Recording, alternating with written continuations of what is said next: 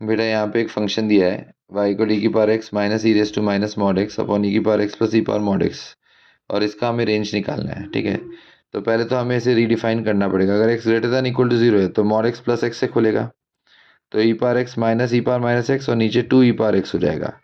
और बेटा अगर x नेगेटिव है तो मॉड एक्स क्या हो जाएगा, माइनस एक्स, मतलब ये पावर, ये पूरा टर्म ई पावर एक्स ही बनेगा, है ना।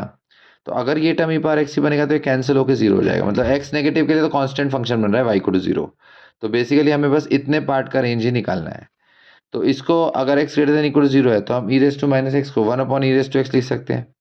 अब बेटा इसको अलग अलग स्प्लिट करो, तो अगर इसको इससे डिवाइड किया तो हाफ आएगा और इसको इससे डिवाइड किया तो वन बाई टू ई की पावर टू एक्स।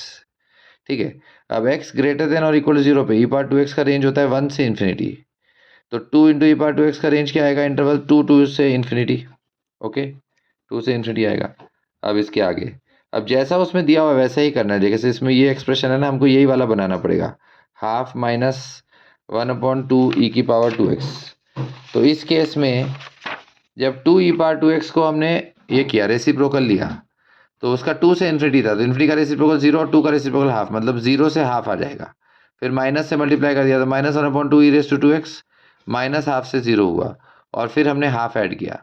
तो जब इसमें हाफ ऐड किया तो ये बन जाएगा जीरो और ये हाफ, मतलब इसका जो अगर x greater than equal to zero है तो जीरो से हाफ आया।